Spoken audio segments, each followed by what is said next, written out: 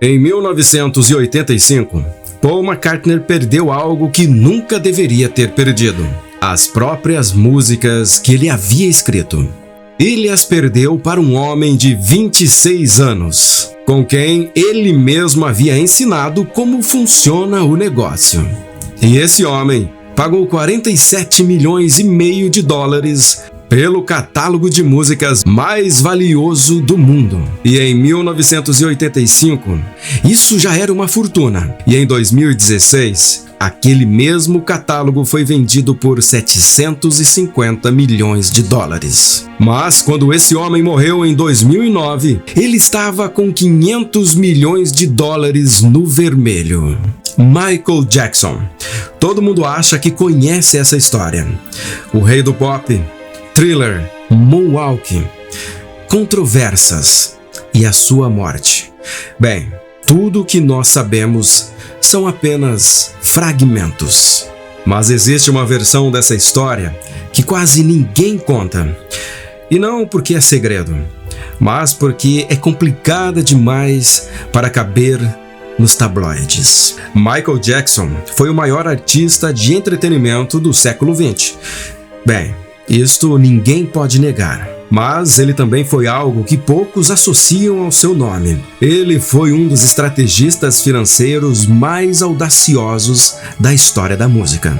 E a história de como ele subiu, de como ele conseguiu comprar os Beatles, e como a indústria reagiu a tudo isto, e como ele morreu falido enquanto segurava um dos maiores ativos da história da música, essa história vale muito mais do que qualquer teoria. Gary, Indiana, 1958. Uma cidade industrial em declínio, onde as fábricas de aço começavam a fechar e as ruas já sentiam o peso do abandono. Foi ali que Michael Jackson nasceu, o sétimo de 9 filhos. O pai, Joey Jackson, era operador de guindaste durante o dia, e à noite era um músico que nunca conseguiu chegar lá.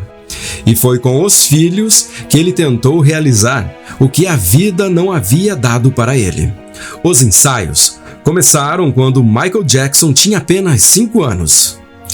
Horas por dia, todos os dias. A cinta de couro na parede, como um lembrete do que aconteceria quando o desempenho não era bom o suficiente. O próprio Michael Jackson descreveu em entrevistas que sentia medo do pai. Ele disse que não conseguia olhar para Joey Jackson sem sentir náuseas. E disse também que não tinha memória de uma infância normal, de brincar, de ser criança, de não ter responsabilidade. Mas aquele menino aterrorizado e prodígio em iguais medidas aprendeu muito cedo que performance era sobrevivência e que a única coisa que o separava do caos era o palco. 1982. O álbum Thriller foi lançado. E o mundo nunca mais foi o mesmo. Thriller vendeu mais de 66 milhões de cópias e continua sendo o álbum mais vendido da história da música. E em 1983, Michael Jackson atingiu números que nenhum artista havia atingido. 7 singles do mesmo álbum, chegando ao top 10 americano. Ele não era apenas famoso, ele era um fenômeno cultural global sem precedente. Mas foi o que aconteceu nos bastidores naquele mesmo período que mudaria a história da música para sempre. Durante as gravações de colaborações entre os dois, Paul McCartney mostrou a Michael Jackson um caderno espesso.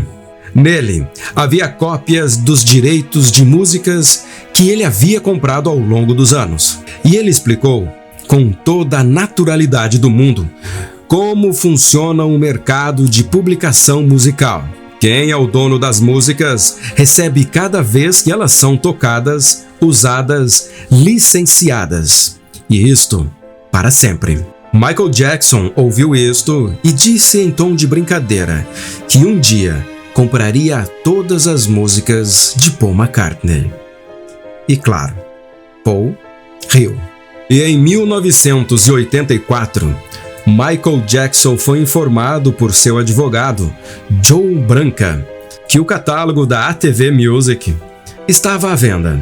O catálogo incluía o direito de 251 músicas de John Lennon e Paul McCartney. Após mais de 10 meses de negociações, com 5 outros compradores competindo pelo lote, Michael Jackson fechou o negócio em agosto de 1985, pelo preço de 47,5 milhões de dólares. Paul McCartney não estava mais rindo, pois seu amigo havia comprado as músicas que ele próprio havia escrito, e a amizade entre eles nunca mais se recuperou. Agora eu preciso que você entenda a dimensão do que Michael Jackson fez. 47 milhões de dólares. Parece muito. E era. Era uma quantia absurda para a época. Mas vamos fazer uma conta. Em 1995, 10 anos depois, Michael Jackson vendeu 50% do catálogo da Sony por 95 milhões de dólares, formando a Sony ATV Music Publish, que se tornou a maior editora musical do mundo. E em 2016, a Sony comprou os 50% restantes do catálogo de Michael Jackson por 750 milhões de dólares. Um investimento de 47 milhões convertido em mais de 750 milhões de dólares em menos de 30 anos. Uma valorização de mais de 1.500%. E mesmo depois de sua morte em 2024, o espólio vendeu 50% do catálogo pessoal de Michael Jackson, as suas próprias músicas, por 600 milhões de dólares para a Sony. Na história da música popular, não existe um investimento com um retorno maior do que este. E tudo começou porque Paul McCartney mostrou um caderno com direitos autorais para um menino de 24 anos, que prestou atenção. Mas existe uma contradição no meio da história de Michael Jackson que é praticamente impossível entender. O homem que fez o investimento mais inteligente da história da música pop também foi o homem que gastou mais do que qualquer artista da história. Registros financeiros e documentos judiciais mostram que Michael Jackson gastava entre 30 e 50 milhões de dólares por ano só para manter o seu estilo de vida. A Neverland Ranch, comprada por 20 milhões de dólares em 1987, recebeu mais de 35 milhões de dólares em reformas e instalações, um parque de diversões particular, um zoológico privado, uma ferrovia com locomotiva a vapor, uma estação de cinema. E depois do caso legal de 2005, a Neverland foi abandonada e as despesas de manutenção chegavam a 5 milhões por ano, mesmo ela estando vazia. Jackson usava sua participação da Sony ATV como garantia para empréstimos. E em 2006, ele pegou emprestado 270 milhões de dólares, usando o catálogo como garantia. E quando morreu em 2009, ele devia aproximadamente 500 milhões de dólares. O homem, que possuía um ativo avaliado em 1,5 bilhões de dólares, morreu devendo 500 milhões. Como isso foi possível? Bem, para responder isso, a gente precisa falar sobre algo desconfortável, mas que os números comprovam. A cobertura mediática de Michael Jackson, a partir dos anos 90, foi, com raras exceções, deliberadamente destrutiva. Não estou dizendo que as acusações eram falsas ou verdadeiras. Isso é uma questão que os tribunais examinaram e que continuam sendo debatidas. O que estou dizendo é o observável nos dados. Em 1983, quando as primeiras acusações surgiram, antes de qualquer julgamento, antes de qualquer condenação, a cobertura mediática já havia construído uma narrativa. E essa narrativa foi suficiente para desintegrar patrocínios, cancelar contratos e cuspir a imagem de Michael Jackson por um declínio que durou por anos. Em 2005, um júri de 12 pessoas deliberou por mais de 30 horas e absolveu Michael Jackson de todas as acusações. O próprio FBI conduziu investigações por mais de 10 anos e não encontrou provas criminais. Mas o foreman do júri disse algo que vale registrar. Nós esperávamos uma prova mais convincente, que simplesmente não estava lá.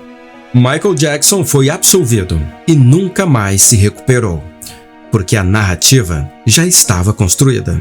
E é aí que a história financeira e a história mediática se cruzam de um jeito que ninguém gosta de discutir. Março de 2009. Michael Jackson anunciou a sua volta. 50 shows no O2 Arena em Londres e a turnê chamada This Is It. Todos os ingressos foram vendidos em menos de 4 horas. A AEG Live, produtora da turnê, havia contratado Conrad Murray como médico pessoal de Jackson por $150 mil mensais. O contrato formal nunca chegou a ser assinado antes da morte de Jackson. Murray admitiu ter administrado Propofol, um anestésico cirúrgico que normalmente exige ambiente hospitalar e monitoramento contínuo. Ele administrou isso como um auxílio para o sono de Michael Jackson durante os meses que precederam a sua morte. 25 de junho de 2009. Murray encontra Jackson desacordado no quarto. Tentou reanimá-lo. Não acionou o serviço de emergência imediatamente. E quando o fez, não informou aos paramédicos sobre o Propofol. O laudo do legista classificou a morte como homicídio, não assassinato. Isso significa que a morte foi causada por ação de outra pessoa. Não foi acidental nem natural. E em novembro de 2011, Conrad Murray foi condenado por homicídio culposo. O juiz citou negligência grosseira e vulnerabilidade do paciente como fatores centrais da sentença de 4 anos. Especialistas médicos afirmaram que as ações de Murray representaram 17 violações graves que colocaram a vida do paciente em risco previsível. E Michael Jackson morreu aos 50 anos, devendo $500 milhões às vésperas de uma turnê que poderia ter mudado tudo.